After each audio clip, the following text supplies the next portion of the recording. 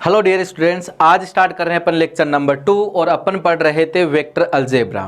दोस्तों लेक्चर 1 के अंदर अपन ने वेक्टर का इंट्रोडक्शन स्टडी किया था। अगर किसी स्टूडेंट ने वो इंट्रोडक्शन स्टडी नहीं किया, अभी तक नहीं पढ़ा है, तो लेक्चर 1 को वो पहले देखिएगा। ठीक है दोस्तों, उसमें अपन ने स्टडी किया था कि परिमाण कैसे ज्ञात करते हैं, एकांक सदिश क्या होता है, समांतर सदिश क्या होता है ना, सरेख सदिश क्या होते हैं, ठीक है, समान सदिश क्या होते हैं, और वेरियस टाइप के अपने सदिश पढ़े थे। सदिश को रिप्रेजेंट कैसे करते हैं, स्थिति सदिश कैसे लिखते हैं। मतलब चैप्टर नंबर 1 जो था, जो लेक्चर 1 था, वो पूरा का पूरा बेसिक है, जो आगे के लेक्चर्स में बहुत ज्यादा यूज होगा। आज का जो लेक्चर होगा वो टोटली बेस्ड रहेगा अलजेब्रा ऑफ वेक्टर्स, मतलब सदिशों का बीजगणित पढ़ेंगे, जिसके अंदर अपन क्या करेंगे, सदिशों का योग करेंगे, सदिशों का अंतर करेंगे और किसी स्केलर राशि से मल्टीप्लाई करना सीखेंगे। ठीक है दोस्तों, तो स्टार्ट करते हैं आज का लेक्चर। तो सबसे पहले एडिशन ऑफ टू वेक्टर्स, मतलब दो सदिशों का योग। क्या है? दो सदिशों का योग, है ना, योग। एडिशन पढ़ रहे हैं, सदिशों का योग। सम कैसे करते हैं, ठीक है दोस्तों। तो देखो, सम करने का जो तरीका, पहले तो वो बता देता हूं कि वो एक्चुअली क्या है। जैसे दे दिया आपको, यदि ए वेक्टर आपको दे दिया x1 i cap, y1 j cap और z1 k कैप, और बी वेक्टर आपको दे दिया x2 i cap, y2 j cap और z2 k कैप हो, तो आपको a प्लस बी ज्ञात करना है। कितना ज्ञात करना है? a plus B. पहले अपन ये देख रहे हैं कि डायरेक्ट जोड़ कैसे करते हैं, फिर इसकी प्रॉपर्टीज वगैरह अपन पढ़ेंगे। ठीक है, तो डायरेक्ट योग कैसे करना है दोस्तों, आई वाले में आई वाले को जोड़ दो, जे वाले में जे को जोड़ दो और के वाले में के को जोड़ दो। तो इनको जोड़ोगे तो क्या आ जाएगा, x1 plus x2 i cap, फिर आएगा y1 plus y2 j cap, और फिर आएगा z1 plus z2 k cap. ये होता है दोस्तों दो सदिशों का सिंपल भाषा में बोला जाए तो जोड़। कर सकते हो मेरे ख्याल से। जैसे एक क्वेश्चन आपको दे दिया,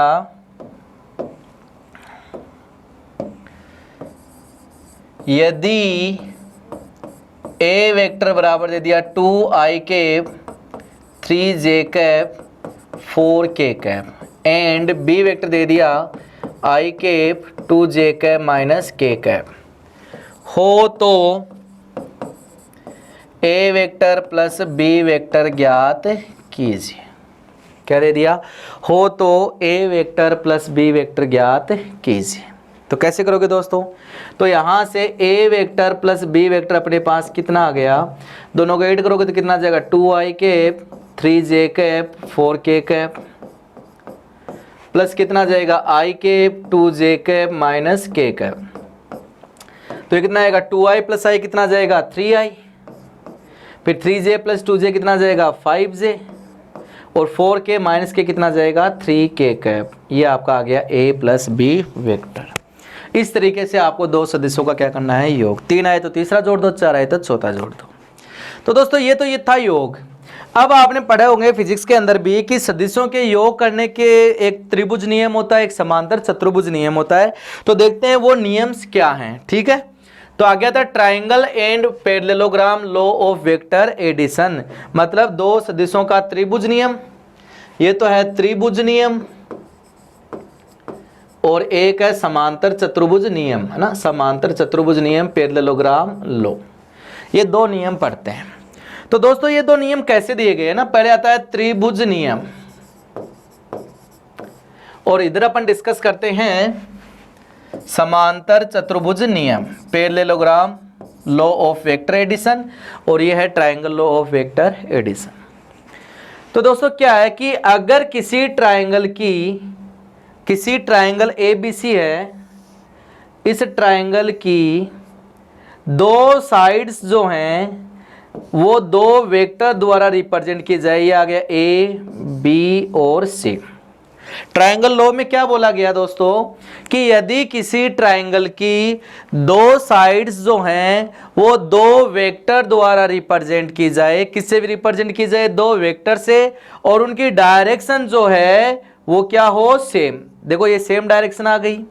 तो अगर दो वेक्टर ट्रायंगल की दो साइड्स द्वारा रिप्रेजेंट किए जाएं जिनकी डायरेक्शन आपकी क्या हो सेम, तो जो थर्ड साइड है AC साइड जो है वो ऑपोजिट डायरेक्शन में ना, ये डायरेक्शन ऐसे जा रही है तो ये डायरेक्शन ऐसे आ रही है, तो ऑपोजिट डायरेक्शन में उनके सम को रिप्रेजेंट करती है। ये आपका ट्रायंगल लॉ बोलता है।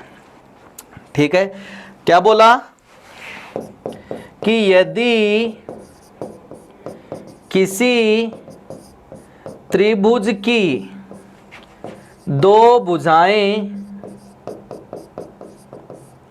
दो सदिशों द्वारा सेम डायरेक्शन में,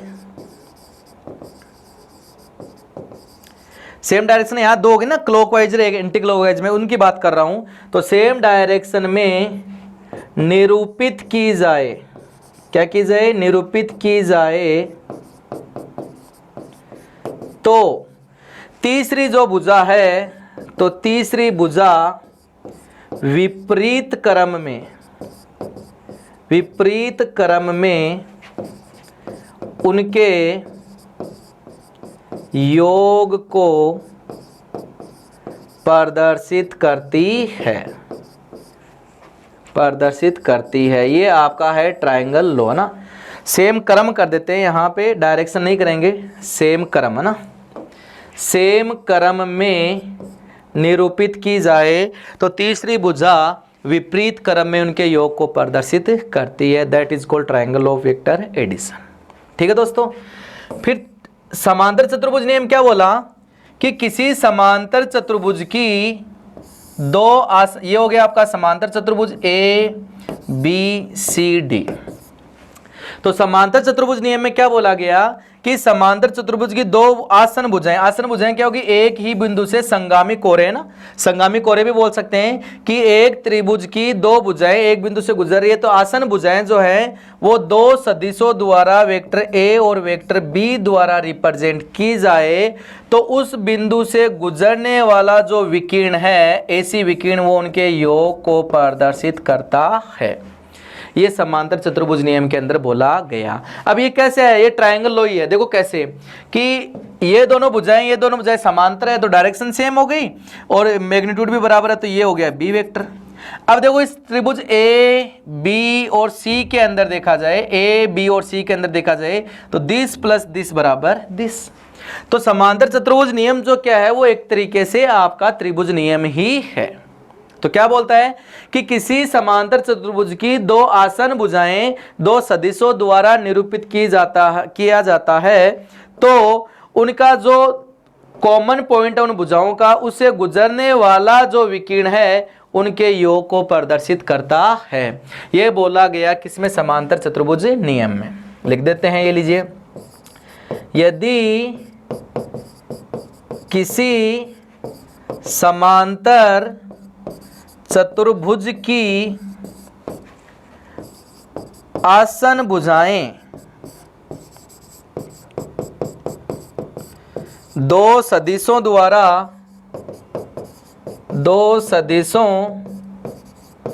द्वारा निरूपित की जाए तो उनके उभयनिष्ठ शीर्ष, उभयनिष्ठ क्या हो गया, इन दोनों का कॉमन, उभयनिष्ठ शीर्ष से गुजरने वाला विकिरण उनके योग को प्रदर्शित करता है।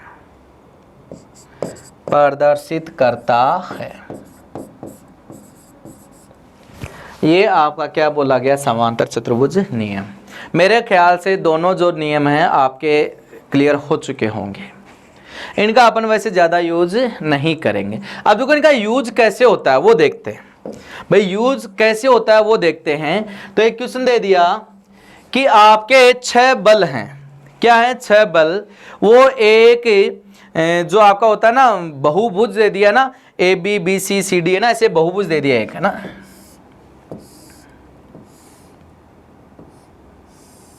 ऐसे ये हो गया A B C D E, क्या दे दिया, A B C D E, ठीक है।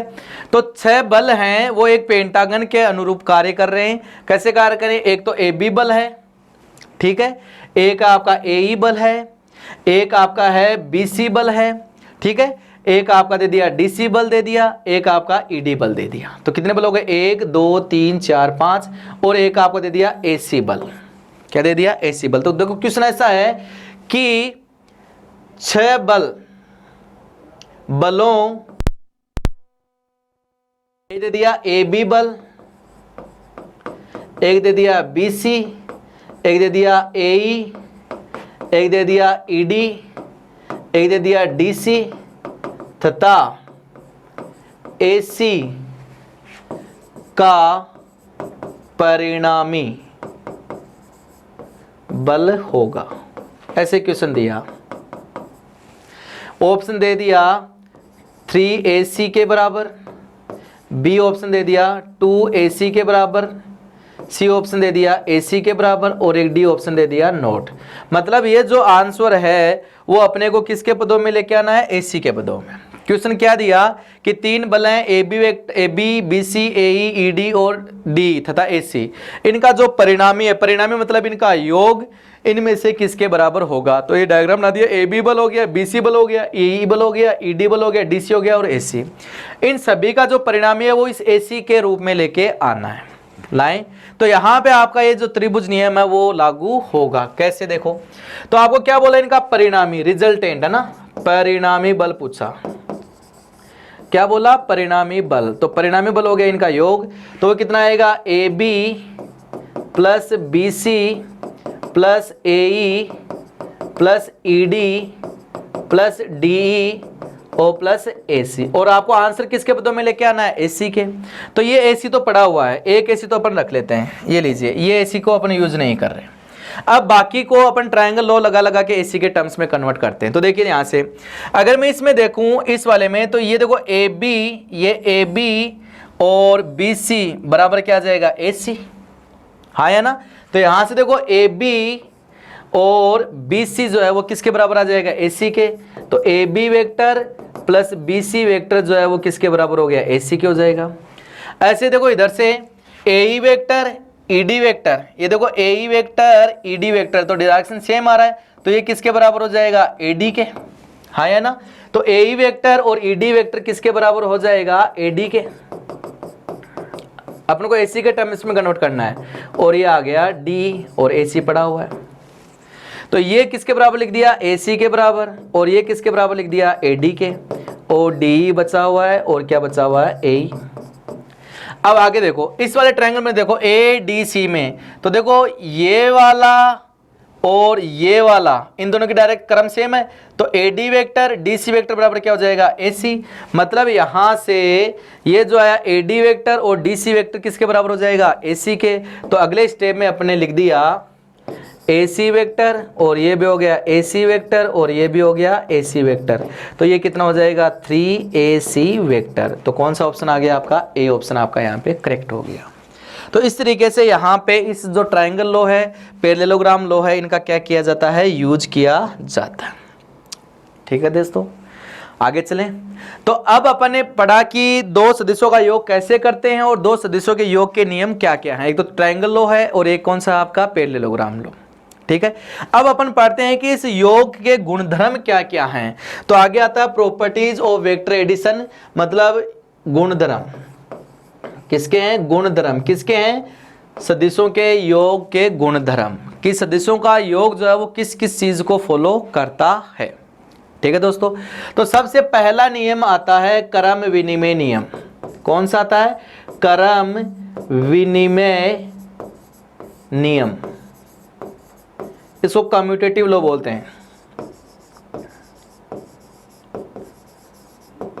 कम्यूटेटिव लॉ मतलब दो सदिशों का जो योग है वो क्रम विनिमय नियम का पालन करता है। क्रम विनिमय नियम दोस्तों क्या होता है कि अगर A सदिश में अगर B सदिश को जोड़ा जाए, क्रम विनिमय नियम क्या होता है कि क्रम को चेंज करने पे उनके योग में कोई फर्क नहीं पड़ता, उसे बोलते हैं क्रम विनिमय।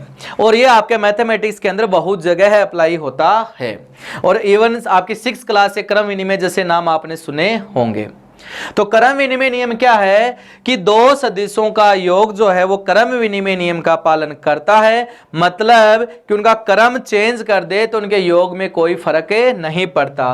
तो ए में बी को जोड़ो या बी में ए वेक्टर को जोड़ो तो कोई फर्क पड़ने वाली बात नहीं है। ये कहलाता है क्रम विनिमय नियम। इस नियम का अपन जो प्रूफ है वो अपन पैरेललोग्राम लॉ से देख सकते हैं। ये आपका पैरेललोग्राम लॉ हो गया। इसमें ये तो हो गया ए वेक्टर और ये हो गया बी वेक्टर। तो दोस्तों अभी आपको बताया था कि ये जो वेक्टर है वो किसको रिप्रेजेंट करेगा, ए प्लस बी को। तो देखो इसका कैसे सत्यापन करते हैं। अपने को पता है कि ये जो वेक्टर है वो भी किसके बराबर हो जाएगा, बी के। तो अगर मैं इस जो ब्लू लाइन वाला जो ट्राइंगल मान रहा हूं, अगर इसमें देखें तो ये वाला प्लस ये वाला बराबर हो जाएगा ए प्लस बी। ऐसे ही ये वेक्टर और ये वेक्टर भी क्या है, सेम। तो अगर मैं इस रेड वाले इधर से देखूं तो इधर से देखूंगा तो ये कितना आ जाएगा, बी प्लस ए, तभी यही विकिरण आएगा।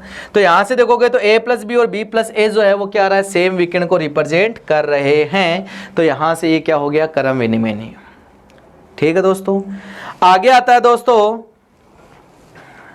ये पहला रूल था क्रम विनिमय नियम। दूसरा आता है साहचर्य नियम। क्या है, साहचर्य नियम, इसको बोलते हैं associative law of vector addition.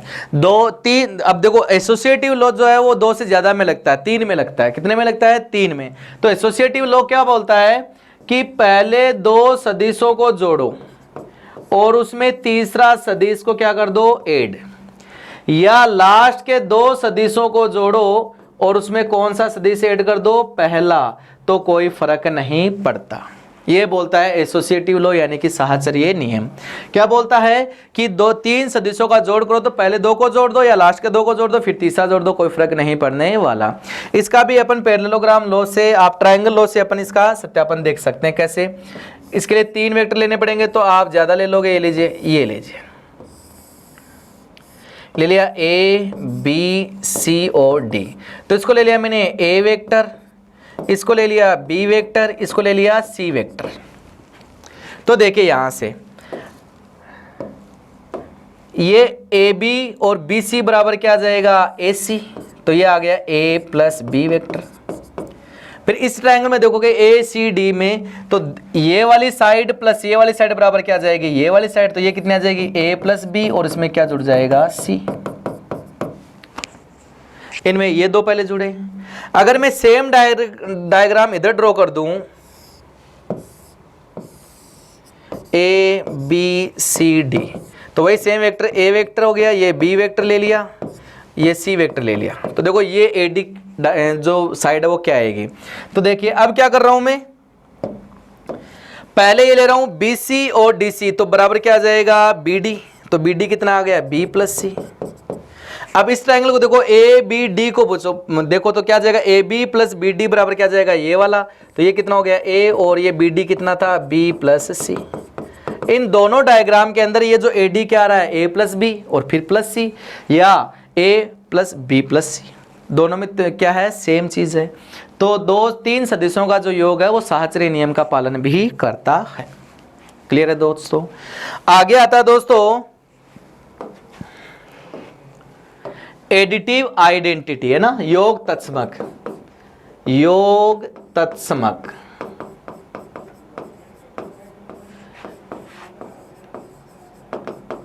Additive identity,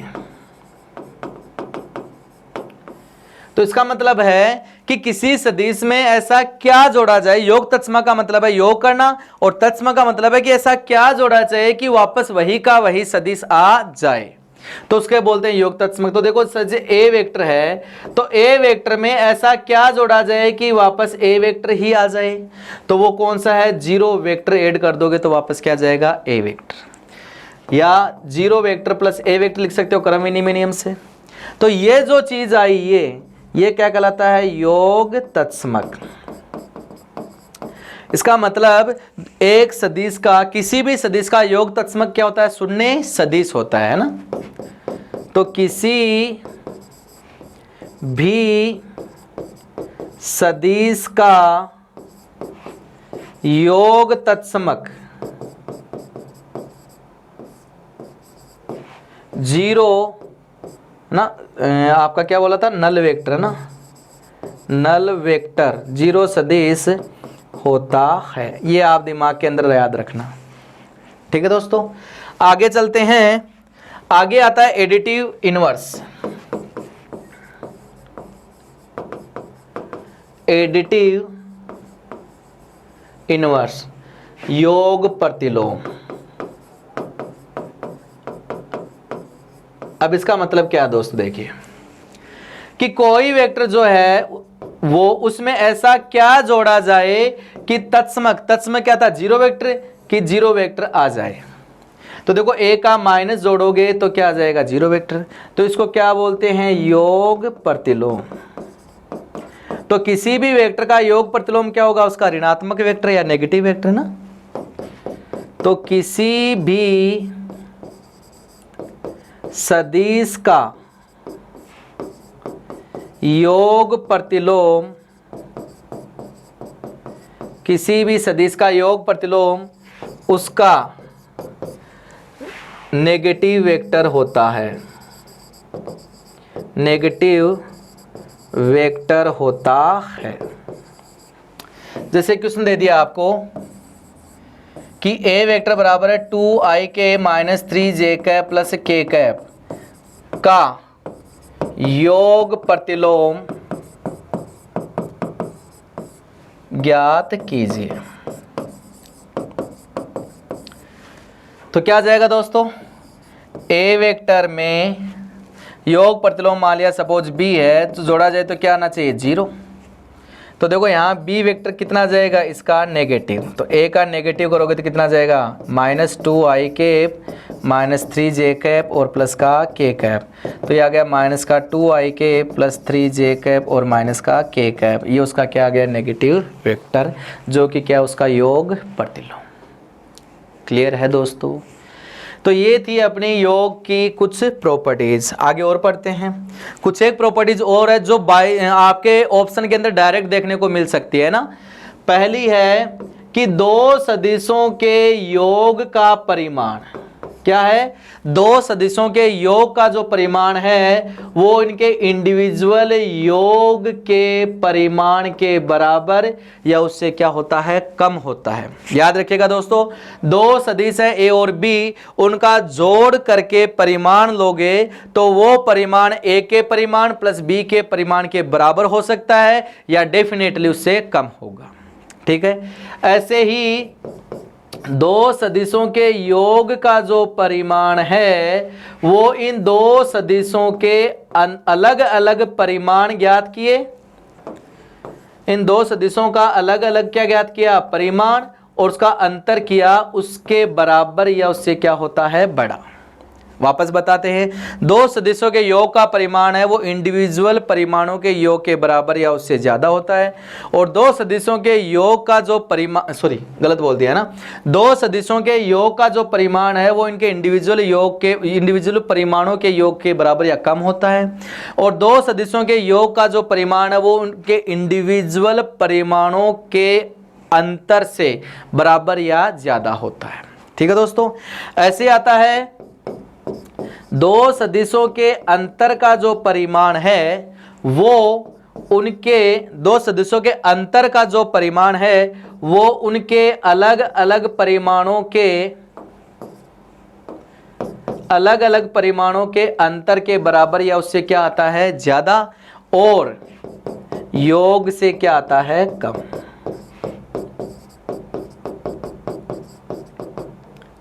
ये प्रॉपर्टीज आपको डायरेक्ट याद रखनी है। डायरेक्ट कई बार ऑप्शन में दी जाएगी कि निम्नलिखित में से यदि ए बी दो सदिश है तो निम्नलिखित में से कौन सा सही है। तो इनमें से तीन तो मतलब एक दे दिया जाएगा और तीन अलग दे दिया जाएगा, तो उस पर आपको क्या करना पड़ेगा, टिक। क्लियर है दोस्तों? तो ये आपको याद रहनी चाहिए। तो दोस्तों यहाँ तक था दो सदिशों का योग कैसे करते हैं और उसके गुणधर्म क्या हैं। ठीक है, ऐसे योग किया वैसे क्या करते हैं अपन, अंतर। तो आ गया सबट्रैक्शन ऑफ टू वेक्टर्स, मतलब अंतर कैसे करते हैं, दो सदिशों का अंतर कैसे किया जाता है। तो सिंपल वही है कि जैसे ए वेक्टर आपको दे दिया x1 i cap, y1 j cap और z1 k कैप, और बी वेक्टर दे दिया x2 i cap, y2 j cap और z2 k कैप, और इनका अंतर करोगे a माइनस बी करोगे तो जैसे जोड़ किया था वैसे घटा दो। तो a आ जाएगा x1 minus x2 i cap, y1 minus y2 j cap और z1 minus z2 k cap. बस सिंपल, जैसे योग किया वैसे घटा दो। ठीक है, जैसे क्वेश्चन दे दिया यदि a वेक्टर बराबर 2i cap 3j cap 4k cap तथा b वेक्टर बराबर i cap plus j cap minus 2k cap हो तो a माइनस b तथा b माइनस a ज्ञात कीजिए। तो a माइनस बी बोला, तो a माइनस बी बोला तो a माइनस बी कितना आएगा, 2i cap 3j cap 4k cap, फिर माइनस कितना आएगा i cap j cap minus 2k cap. अब घटा दो, तो 2i में से i गया तो कितना बचा i, 3j में से j गया तो कितना बचा 2j, 4k में से माइनस का 2 गया तो माइनस माइनस प्लस तो कितना आ गया 6k। ये आ गया a माइनस बी। इसी प्रकार देखोगे तो b माइनस ए ज्ञात करोगे तो पहले b लिखोगे तो i cap j cap minus 2k cap और minus 2i cap plus 3j cap plus 4k cap. तो i में से 2i गया तो माइनस का i, j में से 3j गया तो माइनस का 2j और माइनस 2k में से माइनस 4k गया तो कितना आ गया माइनस का 6k कैप। ये आ गया b माइनस ए। तो इस तरीके से दो सदिशों का क्या किया जाता है, योग। दोस्तों यहाँ एक चीज देखिए, a माइनस बी और b माइनस ए बराबर है क्या, नहीं, है ना। a माइनस बी और b माइनस ए बराबर नहीं है, लेकिन a माइनस बी और b माइनस ए एक दूसरे क्या है, नेगेटिव वेक्टर। क्या है, नेगेटिव। देखो माइनस कॉमन लेते ये आ जाएगा। तो इनमें क्रम विनिमय नियम जैसा पालन नहीं होता। क्लियर है दोस्तों? तो आगे आती है इसकी प्रॉपर्टीज। तो यही प्रॉपर्टी हो गई यहाँ पे, है ना, कि a माइनस बी और b माइनस ए जो है वो बराबर नहीं होता, है ना। लेकिन a माइनस बी जो है वो b माइनस ए के क्या है, नेगेटिव वेक्टर। तो ये दोनों एक दूसरे के क्या है, नेगेटिव वेक्टर, है ना। तो यहाँ से माइनस कॉमन ले लूंगा तो ये कितना हो जाएगा, a माइनस बी। मतलब दोनों का जो परिमाण है, a माइनस बी का परिमाण और b माइनस ए का जो परिमाण है वो क्या होगा, सेम होगा। लेकिन a minus B minus A बराबर नहीं होंगे। Next, a minus B, negative vector भी क्या होते हैं, पैरेलल वेक्टर। तो a माइनस बी और b माइनस ए दोनों के दोनों क्या होते हैं, पैरेलल वेक्टर। सरेक भी बोल सकते हो। ठीक है, अब देखो उसको जैसे अपने ट्रायंगल लॉ से एडिशन पता किया, तो वैसे ट्रायंगल लॉ से इसको कैसे पता करते हैं। देखिए ये हो गया a वेक्टर और ये हो गया b वेक्टर। तो ये जो आया था वो कितना आया था, a प्लस बी, डायरेक्शन किया था। अब अगर इसी ट्रायंगल लॉ को अपन इसमें सब्ट्रैक्शन में यूज करें तो देखो ये इधर b गया तो जितना गया उतना ही मैं इधर ले आऊं, ये लीजिए। तो इधर कितना हो जाएगा, माइनस बी, डायरेक्शन चेंज हो गई। अब देखो इस ट्रायंगल में, देखो इस वाले में जहां लाइन फेर रहा हूं मैं, ये वाला, तो दिस प्लस दिस बराबर क्या आ जाएगा, दिस। तो ये कितना हो गया, a माइनस बी। ठीक है दोस्तों, तो ये था दो सदिशों का अंतर कैसे करते हैं। आई होप कि यहां तक क्लियर हो गया होगा आपका। ठीक है दोस्तों, चलिए आगे चलते हैं। अब आगे आता है multiplication of A vector by scalar, मतलब अदिश राशि से गुणा। अदिश गुणन नहीं पढ़ रहे हैं, अदिश राशि से गुणा। देखो अदिश गुणन अलग है, अदिश राशि से गुणा अलग है। यहां डॉट और क्रॉस जैसा कुछ भी नहीं है। इसका मतलब यह है कि जैसे कोई सदिश दे दिया, ए वेक्टर दे दिया एक्स आई कैप, वाई जे कैप और जेड के कैप हो, तो एम ए वेक्टर क्या होगा। एम देखो यहाँ डॉट और क्रॉस जैसा कुछ नहीं लिखा है, क्योंकि ये तो सदिश और ये अदिश है। सदिश और अदिश के बीच में डॉट और क्रॉस कुछ नहीं आता, ठीक है। तो एम ए, जहां एम क्या है, कोई भी रियल वैल्यू है, तो एम ए करोगे तो क्या आ जाएगा, एम गुणा एक्स आई कैप, वाई जे कैप और जेड के कैप। तो अंदर गुणा करा दो तो आ जाएगा एम एक्स आई कैप, एम वाई जे कैप और एम जेड के कैप। ये होता है अदिश राशि से गुणा। ये क्या है, अदिश राशि से गुणा। हो गया होगा, आसान है। जैसे क्वेश्चन दे दिया, यदि ए वेक्टर बराबर 2i cap 3j cap 4k cap हो तो 5 गुणा ए ज्ञात कीजिए। मतलब ए वेक्टर का 5 गुणा ज्ञात कीजिए। तो कितना हो जाएगा, 5 ए वेक्टर कितना हो जाएगा, 5 गुणा 2i cap 3j cap 4k cap. तो अंदर गुणा हो जाएगा, तो 5 दूनी 10i कैप 15j कैप और 20k कैप। ये आपका क्या हो जाएगा, आंसर। इस तरीके से अदिश राशि से क्या किया जाता है, गुणा। अब इसके कुछ से एक प्रॉपर्टीज हैं जो वैसे बाय द वे तो काम में नहीं आते हैं, लेकिन आपको बता देता हूं, है ना, ठीक है। जैसे